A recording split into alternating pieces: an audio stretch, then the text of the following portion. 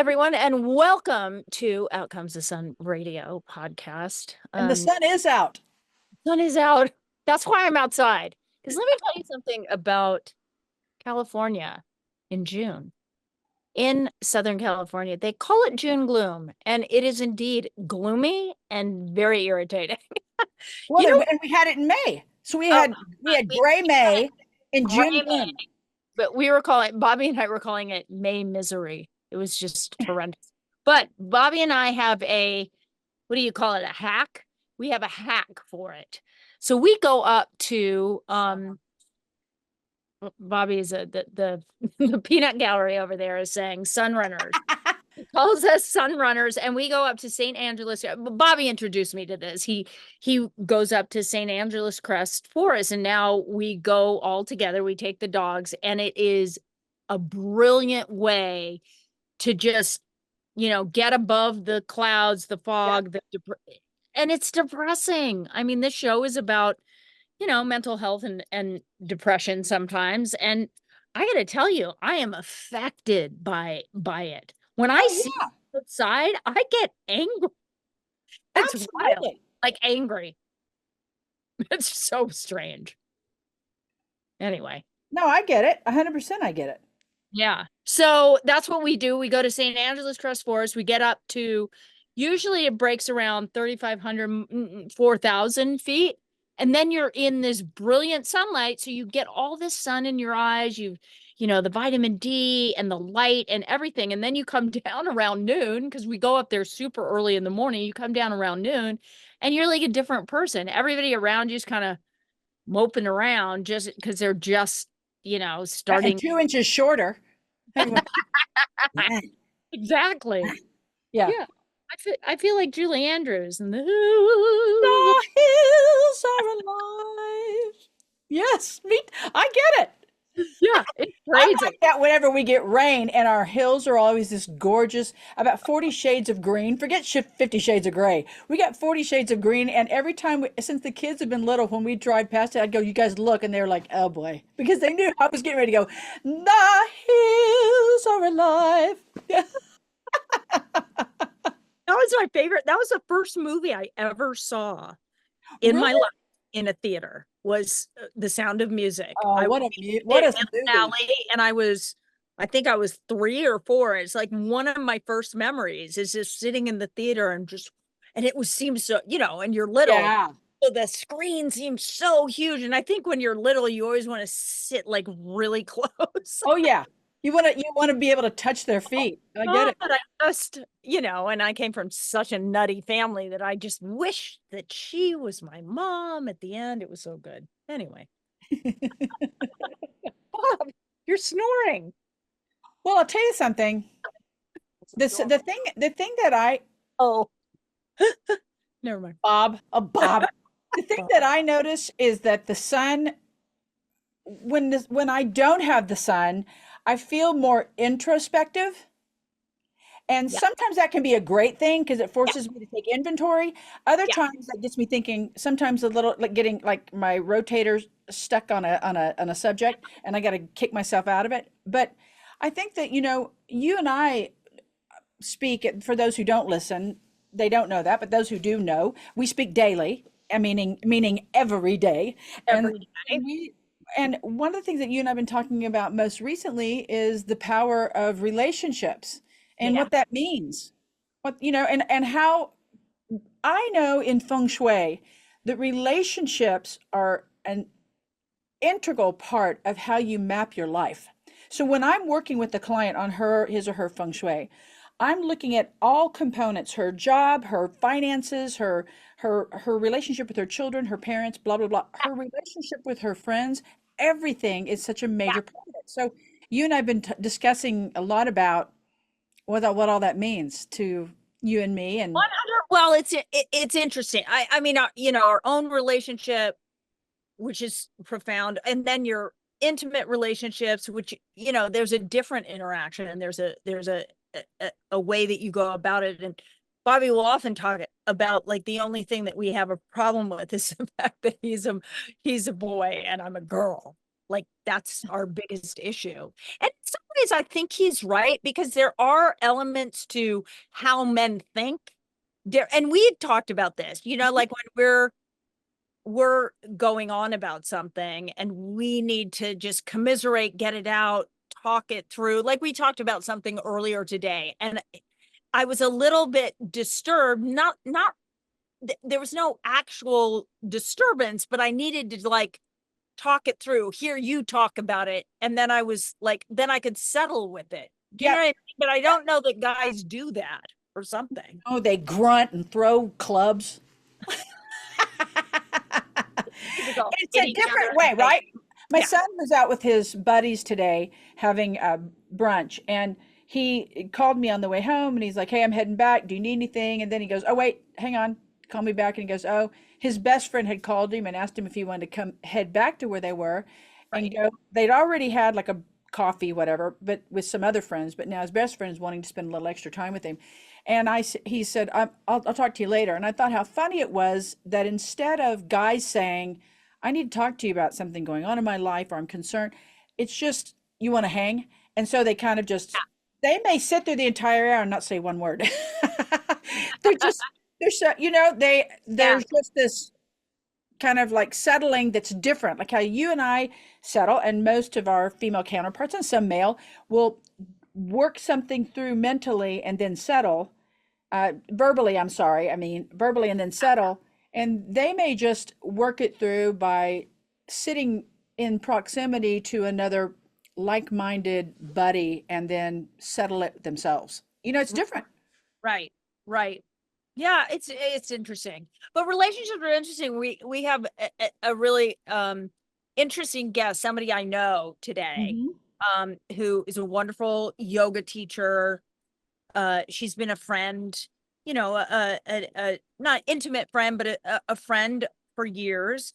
And she had an interesting real shift in her life. And that's what we're going to talk about. She's going to be talking, her partner is going to be with her. And I think it begs us to discuss the whole idea behind what we share on social media. Like, what personal things do we share, and because I get uncomfortable. I'm not going to lie to you. I get uncomfortable when I read about somebody who's well known, kind of really being, it seems intimate. Maybe they're not being, maybe it's all fake, but their intimacy in a public setting with people that they don't know feels, it's not a judgment, but it does feel uncomfortable to me. I don't know, and maybe it's a generational thing, because I think that younger people like have an easier time, but I know your kids they don't reveal stuff on Nothing. And my kids don't either. Well, so my kids come from the school of thought because they have grown up with everything on the internet. I mean, they came out of the womb knowing what a cell phone was. And I think that they have this notion that the internet necessarily isn't your friend. So you need to keep, like my kids, like, take that baby picture of me down. Don't show this. They're very hyper selective about what they'll allow to be shown of them on and their lives on the internet. So it's different. I think there's a gap age. I mean, you were talking about it today. I didn't mean to interrupt you, but once it's out, it's always there. It's always there. You can't get rid of it. And what the thing is, there's a gap age. I think it's so our kids are early mid 30s younger, and then I think it's mid 30s to probably 55, maybe 60, maybe close to 60, that kind of do this little left foot right foot dance with what they can share. I have friends who share stuff. I mean, I practically know if they have hemorrhoids through internet, through social media. They just share a little too much. But I'm trying to, I'm like you. I'm a little more conservative about what I share. I mean, I just feel like energetically, challenges need to be addressed in a very gentle way, because when you put too much life to a challenge, it grows. It kind of grows. I'm not saying you should hide your challenges. I know there's that real fine dance, because you are notorious for saying people need to tell their story and get it out there. And so I bet there's a dance. There's a real gentle dance. I think there's a difference with telling your story, a story that you've lived with or that has been a part of your let's say recovery, for lack of a Yeah. better term. But when the story is part of something that has really happened, like Mhm. it is long in the past, Right. you know that when sharing it, you're not going to injure somebody, you're not going to call anybody out. You're just Yeah, saying yeah. your version of your story, what you needed to do. I think what is a challenge as we get as we get into social media is the idea that you share things as they happen, right? I Well, think that's a good point, Meryl. Because do you believe that if your mom, dad, and older sister Margot were still alive, you'd be sharing as freely as you do with your stories today? no, Okay. I Yep. wouldn't. Yep. I To your wouldn't, point. and in fact, I was very careful not to be super open about things until, I mean, I hate to say this, but until everybody was pretty much gone Yeah. in my in my life. Just because, like my dad didn't want to talk about the fact that, he had a daughter that took his life because his father took his life. Yeah. And for him, he didn't want to go down that road, let's Yep. say. And who am I to say, "Oh, you're ready to do this and you need to face it." It's Yes. not our job to decide what somebody else is ready to go through because we don't know. And that's where social media can be a little funky. Yeah. Like, because yeah, you're sharing your story, but if there are other people involved, have you asked their permission? Like, because when Yeah. book, I know I wrote I've written a couple books, but when writing the book, the fact checking, you have to get permission from people Mm-hmm. you mentioned, unless they're celebrities and they're already kind of almost like public knowledge. It's a very Wow. funny, Wow. Wow. And there's a what fine about line. when there's kids? What Yeah. about when there's children involved? That's the I'll be honest with you. I'm very private anyway. You know that. You barely know my middle name. But I think that and Billy still doesn't know how to spell it. But I think that I thought it was a, Anne. Is it not adult, her? adult does it have an E? Yeah. All, see. I don't know. So all adults, I'm not saying adults are fair game, but adults are a different game than Yeah. children and kids, you know? Yeah. Yeah. And do we have the right to express, share things that will affect them or may Yeah. not affect them now, but may affect them later? Yeah. I don't know. I I just, mean, it's so funny, Mara, because my dad's 90, as he'll tell you. And I was talking to him on the phone one day, and he had posted a photo that I can't remember if it was my son or daughter, did not want it posted. And they sent it to me. I shared it with my dad, and he immediately put it on Facebook. This is my granddaughter or whatever it was. I don't remember.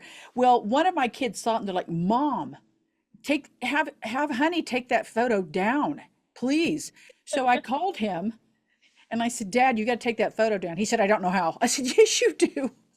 Yes, you do. You know how to put I it don't up. know if you know how to take it You've down. got to, you've got to take it down. And he said, Well, hell's bells. These are my grandchildren. I said, Well, that doesn't give you total domain, Dad. Over, yeah. And he said, I don't understand. So, I mean, he's 90. So and my mother looked at me like, What are you talking about? These are I can't show photos of my grandchildren. I said, You can around the table having breakfast with your buddies. You can't on the internet. Again, this goes back to the original point. The internet is a different game It than is a sharing your totally. story in a group of people. Now, I mean, after talking about this, now I really see why, because Bobby gets really upset with me because sometimes I will post a photo. I haven't done it in a long time. I promise you that. Um, and sometimes I think that he's approved, but if I don't actually go over and say, "Do you approve of this photo?" to go out, he gets really upset. And I get it because there are so many yucky photos of Oh me my there gosh. being at being a I've been to events where I was like, I wish I could undo that hairdo. And I'm a quasi public figure with my public speaking and then being out with you in public. And I have thought many a time when you and I are out and somebody goes walking by with a camera or phone, I think if they get a picture of me shoving a piece of Caesar salad in my mouth, I'm going to be so furious. Or something in between my two front teeth. Nobody says anything. That's why you and I have to look at each other and do teeth check, nose check, You're eyes check. cute. Well, I think we can talk about this forever. But we can't because we've got an amazing guest next. Two amazing guests. My friend, and anyway, I'll introduce her when we get there. And so I'm so excited. So stay where you are because you're gonna hear some very interesting words, I think, next. Hi, it's Dr. Howard Cohn, founder and director of the Cohn Health Institute in Costa Mesa, California. We are what we call the one-stop doc. People come from around the world looking for health solutions, and we show them natural ways, physically, nutritionally, emotionally, to make that happen. And you can find us at the Cohn Health Institute or Cohn, C-O-H-N, healthinstitute.com, at Cohn Health Institute, at Dr. Howard Cohn, and at Biostacking Summit.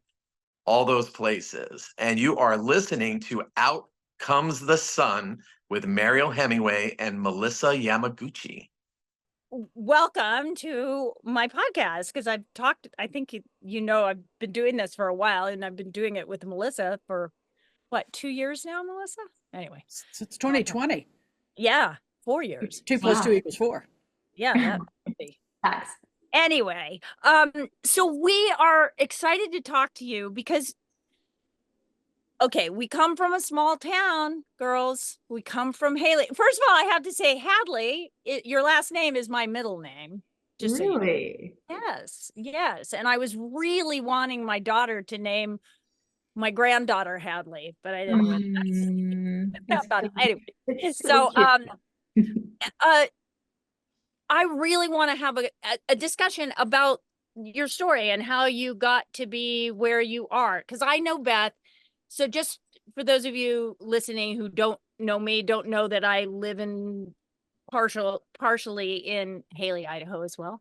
I come from Idaho. I've known Beth for years as one of the greatest yoga teachers I've ever experienced in my life. And trust me, I've been all over the world taking classes from all kinds of teachers, and she's just an extraordinary teacher. That's number one. Number two, you've had quite an interesting journey. Like the two of you being together. You wrote me a text a few weeks ago and you said, hey, something about Austin and Nava, and that's a whole other conversation. But then you said, have you seen my post? And of course, I had just seen your post like 30 seconds before you texted me. And I sat there going, oh, okay. So we were just talking, Melissa and I were just talking in our intro. We were just talking about social media. And we were talking about what you share.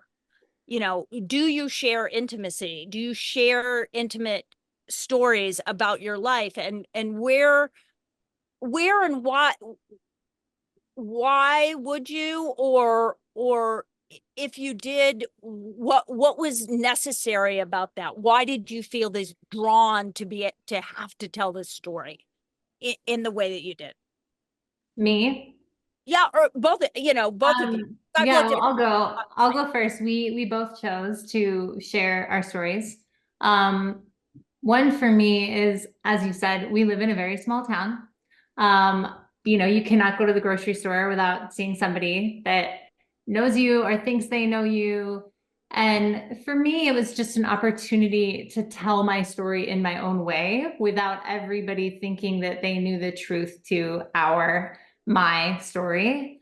I wanted it to be, and I haven't even really told the entire story, right? It was just this snippet that I am now with a woman, and I have been known to only be with men, and I am no longer with my husband. And so it was like this introduction of my heart and where I am and that I am with her. But an opportunity to sort of like release it on my own.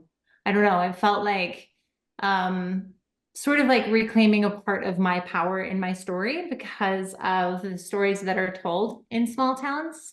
And like I said, I didn't give details. Some of those are certainly for us, and some of those we'll share. But I guess that was my intention, and also offering it because it's like, like we share things because if they touch one human being, then it's like, it's worth it. Like if one person watches that story and relates and they're like, oh my gosh, like she's brave enough to like change her life and make this massive shift and decision, then maybe I can do that too. Right. Was it scary? Yeah. Yeah. It was scary, but it's also like what's on the other side of fear is like liberation, right?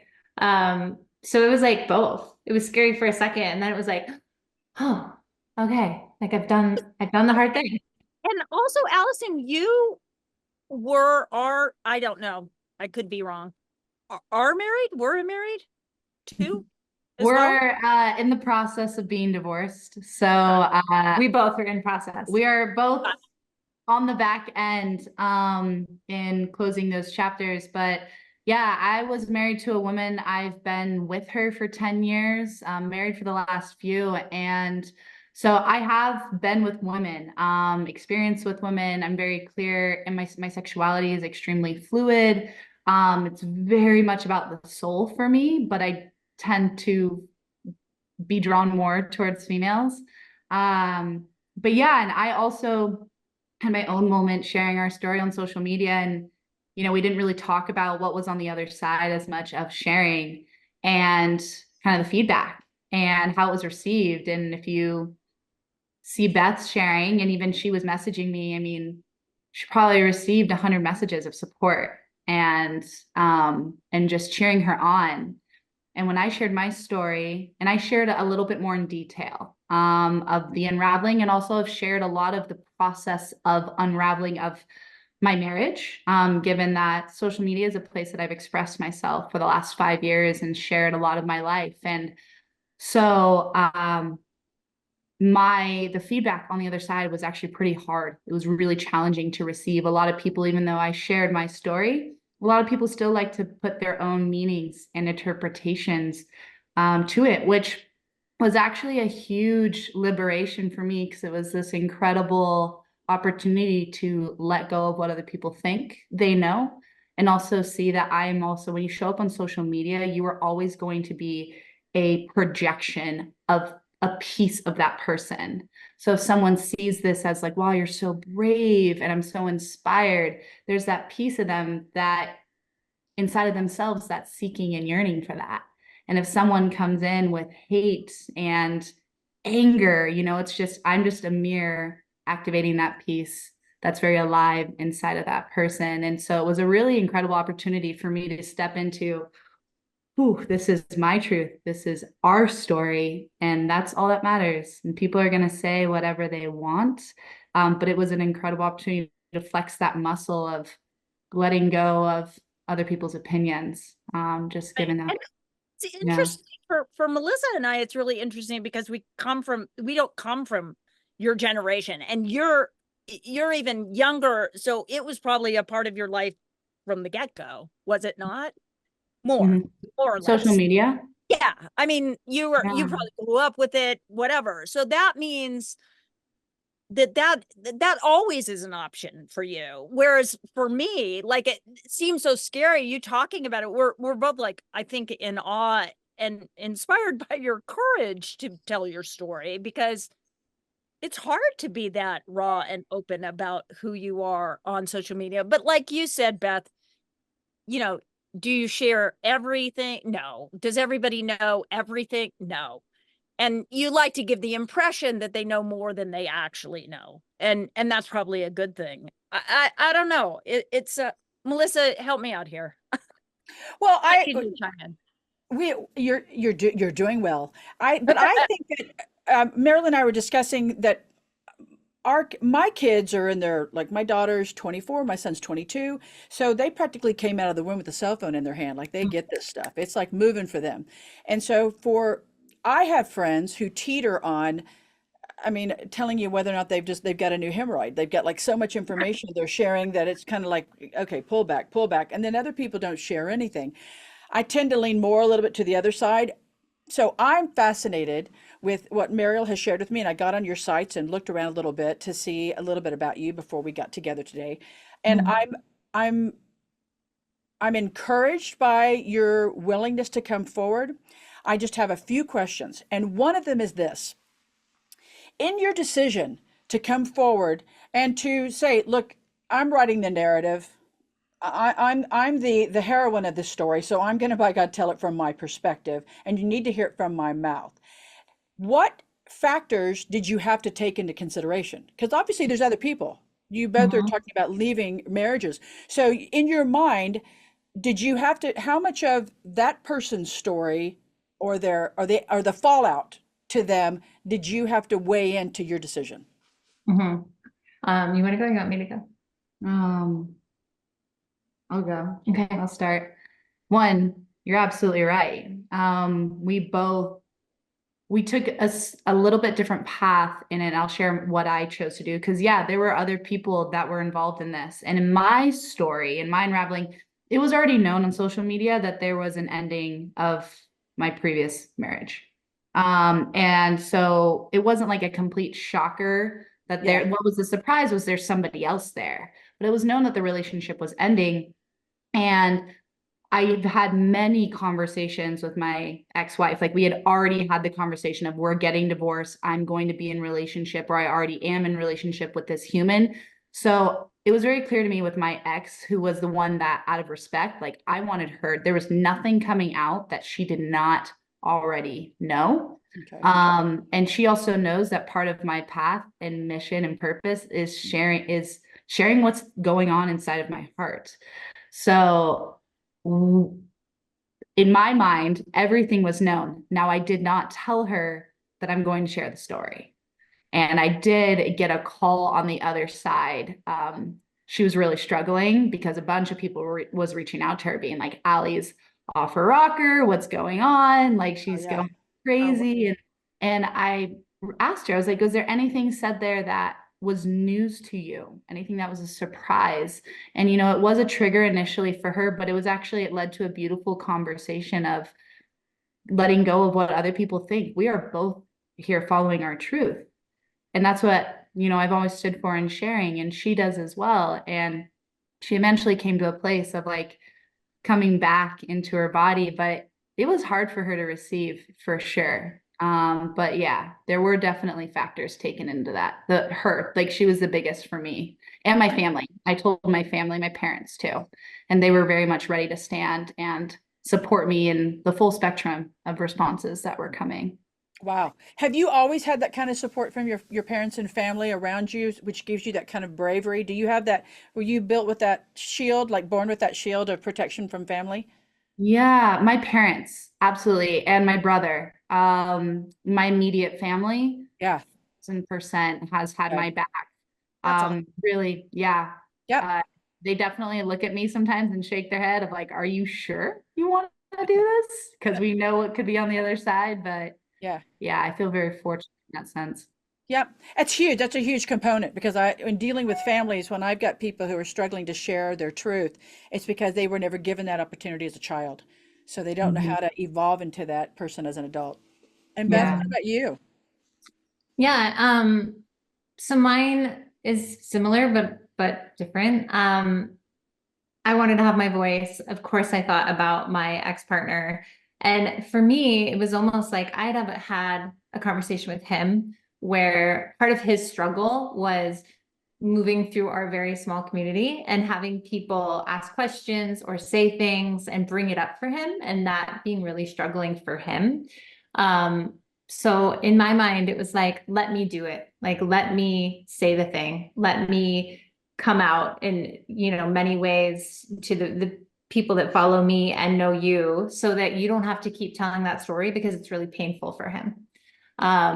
And, you know, although it's painful for us too, of course, leaving anything behind, you know, we are stepping into something together and we have a partner to support us in that. So you know, the road is easier for us in that way. And I think that the beautiful like point here is that it's energy. Like social media creates energy. And, you know, like we both told our story and it created a different energy, an energy of support and love. And then this energy of, you know, sort of like questioning and wanting to know more and thinking that you know certain parts. So it's, you know, it is a beautiful reminder that like anything we put out there is powerful and has energy around it. Yeah.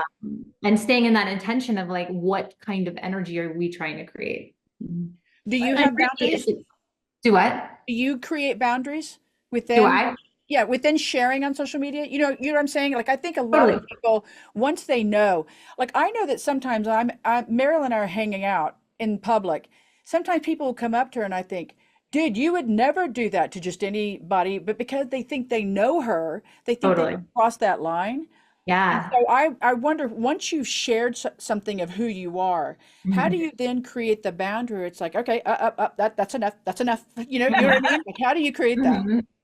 Well, I'm actually a really boundaried human being. Boundaries are really important to me and I hold them pretty firmly. So I just don't feel the need. Like if someone wants to ask me something and I feel like it would serve them to give them an answer, I'll give it. But honestly, if not, I mean, she knows this, like I either won't respond or you get a very short response from me. And I don't like, I'm not a human that feels I need to explain myself. Yeah. I very much protect my peace and my people. So yes, I think Yeah, I know boundaries Beth are well enough. I can interrupt you to say, I know Beth well enough. If she doesn't want to say anything. She don't say nothing. Yeah. She will not, she is like, and no I mean, you have such confidence in it. I mean, you could ask me there question about her boundaries because I know she will draw lines in the sand and you do not walk past them. But that's beautiful. I mean, it's one of the things that makes you a really wonderful teacher too, because there's these different places that you go. And you know, Melissa's also a teacher, a different kind of teacher, but she's been a teacher her whole life and she does energy. She actually teaches about energy and feng shui and that kind of thing. But it's a very interesting dynamic when you create boundaries around who you are personally, who you are as a professional, as a teacher, as a whatever, you know, a voice in the world, social media. There's all kinds of boundaries, I guess. I wonder, how did the kids deal with it? Kids okay? Yeah, no. So I have a son from a previous relationship, and then my ex had two children. So we came together and we had three. Um, you know, the kids actually, long story short, were really resilient and handled it well. Of course, they were hurt, but our dynamic of our three children is unique. My son has autism. The other two are very high energy, emotional beings. And so the three of them together was complex and challenging in different ways. So yes, you know, I think change is hard for everybody. But I do think that now everybody is in a space where it's like, you know, like this is better.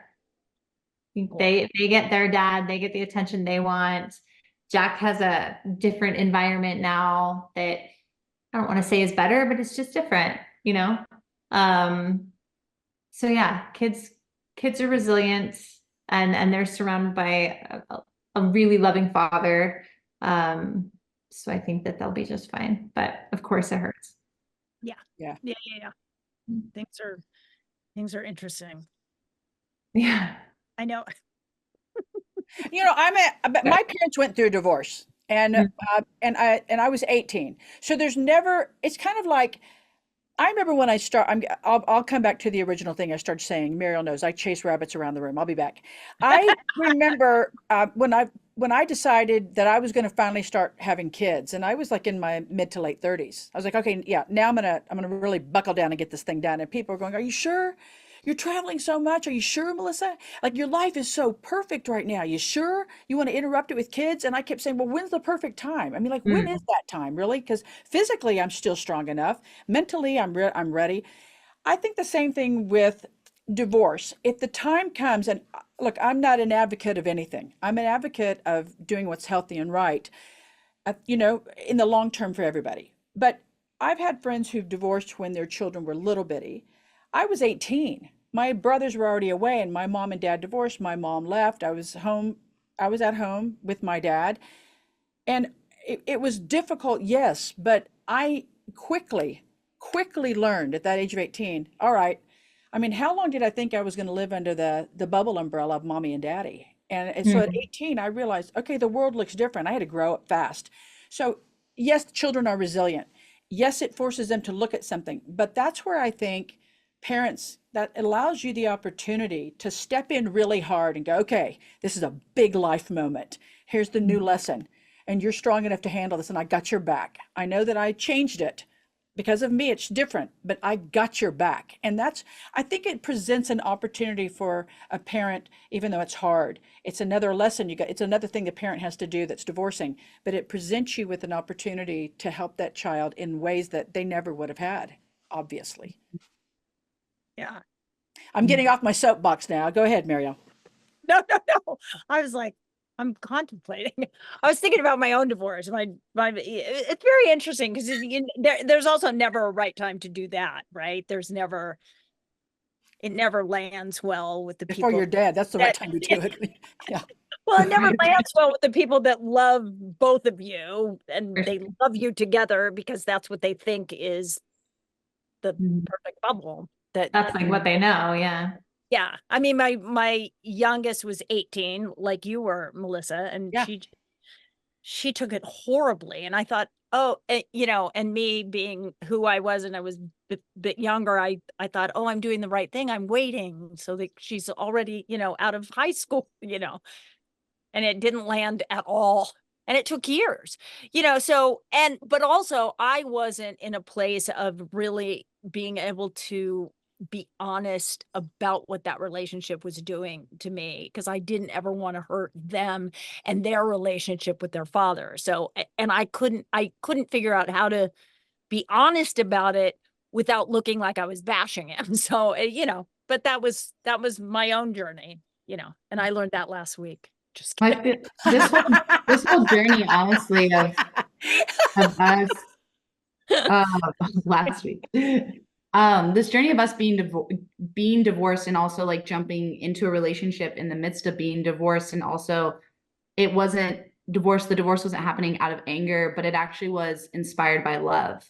And I feel like a guiding force that we continue to come back to is like, how can we go through this process from a place of love for ourselves, love for one another, and love from the person that we are closing a chapter with.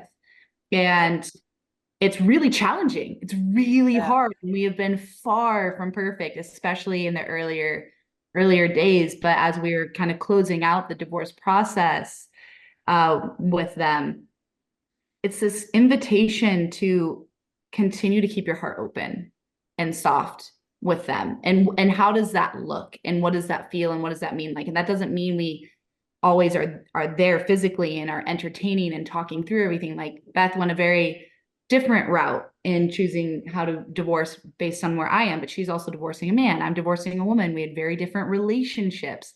Like my key in keeping this in love has been, can I just at least allow my heart to stay open? And sometimes that means strong boundaries with an open heart, right?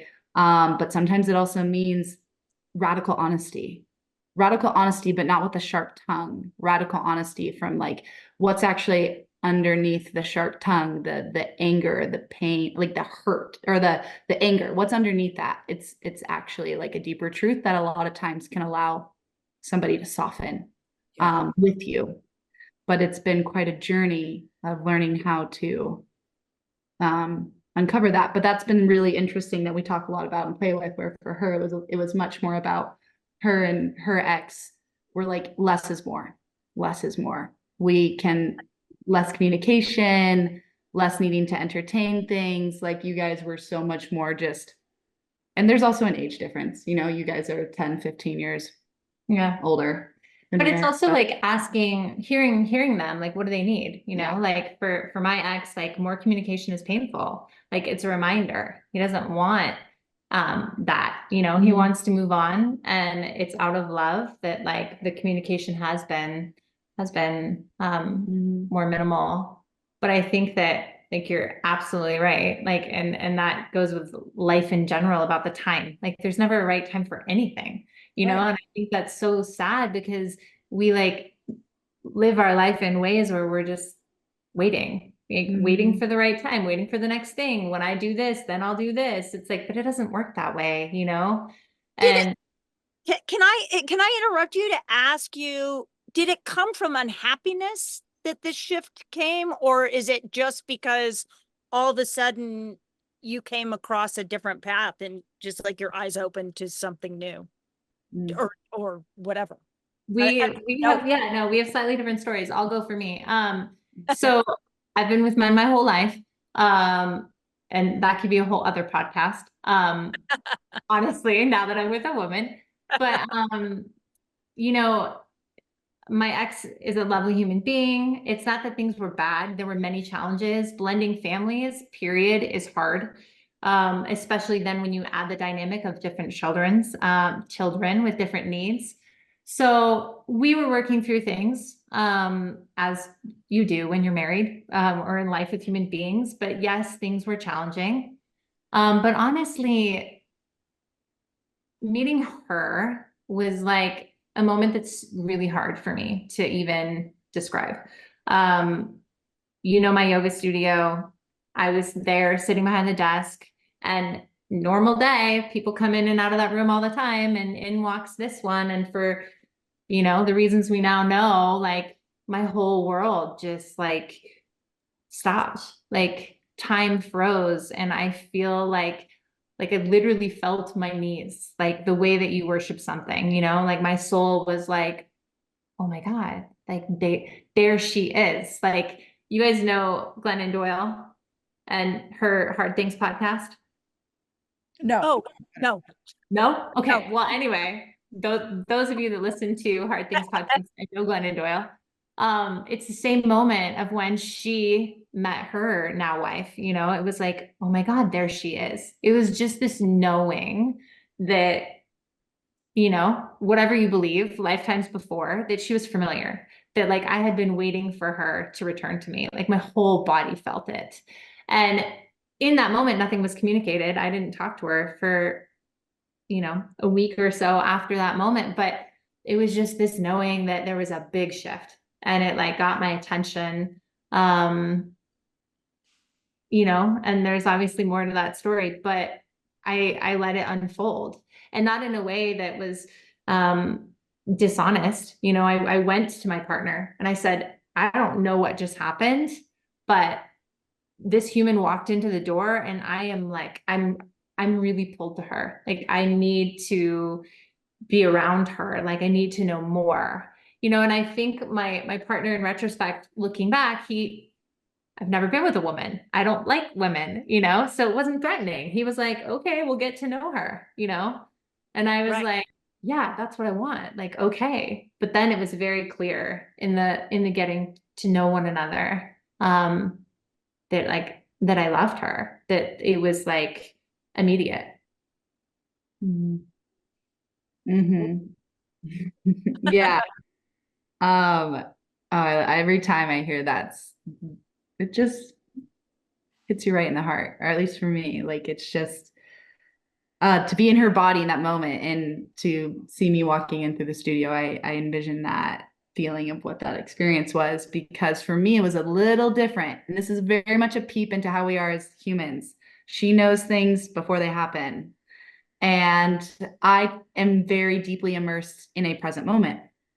So I walk into class that day, and I had heard about Beth. I had heard she was quite the yoga instructor. And I wanted to check things out for myself. So I finally walked my way into class, and I remember leaving that class that day.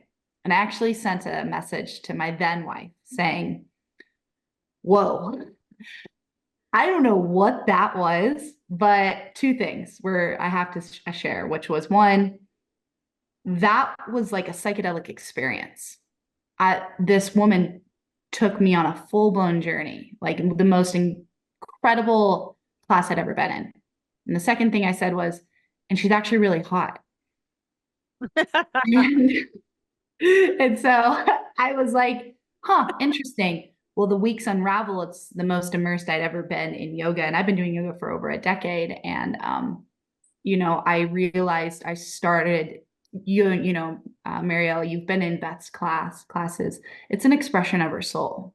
This is not just asana, right? This is an expression of her soul. And I began to fall in love with her soul before any words were ever directly exchanged. I'd asked for a song once. It wasn't probably for like 4 or 6 weeks before we had actually had a conversation. But we both knew that there was something radically different there, just through presence. Amazing. That's so cool. You guys, this does beg another Part show. two.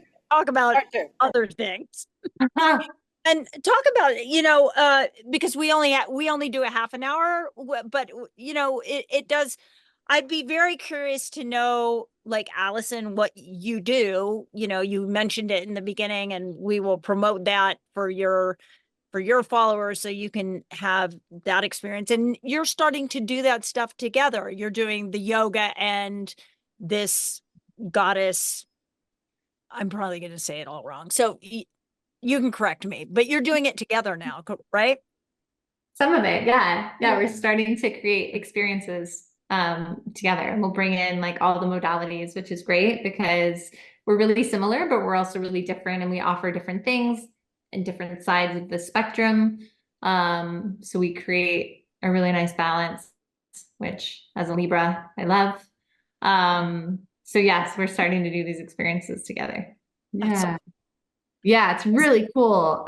We've had 2 experiences now actually that we've woven our medicine and our magic together. And yeah, she's a Libra. She is like the earth, the grounded, rooted presence that like steps back and really sees the whole room in the space. And I am a Leo. I am fire. I am passion. I'm gonna push some buttons, activate your heart, get your energy flowing. It's we're an incredible team, but then we also know how to meet each other where we're at. And yeah, I serve as a medicine woman in a many different realms and capacities. With the purpose, people come to me because they are seeking a transformation or deep healing of some sort. I do work in the world with plant medicine of different sorts, and I also work with sacred sexuality. So a lot of people are coming to connect to their sovereignty, to their sexuality, to their intimacy. We just got done working with a couple who was coming in to recover from infidelity and wanting to see, can we make this work? Can we find a way to let this be not something that destroys us, but actually initiates us into deeper love? And that's kind of a direction that we are taking. But yeah, so medicine woman that also is a yoga instructor now. I'm now a certified yoga instructor. I typically serve through Kundalini is kind of my baby, my path, but Vinyasa is also calling. So yeah. It's on a totally different note, and we're just about to wrap this up. Are you doing Tracy Anderson too? Because I'm still recovering. She does it with me. Sometimes. My hips are still like screaming. Yeah. That was a year ago. Anyway, you guys are awesome. Thank you so much for your bravery and your ability to tell your story. We really, we appreciate it so much.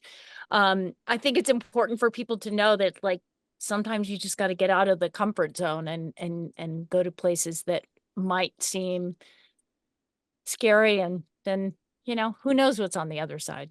Anyway, we very much love you. So I will see you in Idaho in 2 weeks. Okay, we'll be there, and then we'll see you in Austin. Oh yeah, that's right. That's right. All of us might be in Austin. We'll see. Anyway, thank you so much, you guys. Really, so appreciate it. All right, that was amazing. Amazing conversation. I love it. So everybody, we're so glad that you listened to us. We couldn't be more grateful. As you know, This podcast really is supposed to benefit the Mariel Hemingway Foundation, which is a resource navigator. And what that means is eventually we want to raise enough money so that we can be a website or an app that you can go to no matter where you are in this country, hopefully the world at some point, and you can plug in what your ailment is, where you live, and we can direct you to what you need for your recovery, because it's not one size fits all when it comes to our mental fitness. Somebody corrected me the other day about mental fitness, that we are, that instead of saying mental health, well, I don't think it's bad to say mental health, but instead of saying mental illness, saying mental fitness. So it is kind of, it's part of the whole, Yep. you got to take care of the body, but We've that's just been talking about the power of words. So it's words. Yep. it's Yeah. so, And you know what? I want to say thank you to your friends for showing up today, for their bravery and their willingness to share. absolutely. I'm honored and thrilled. So thank you all. We'll see you next time. You're listening to Outcomes of Some with Melissa Yamaguchi and Mariel Hemingway. Woohoo! Woohoo!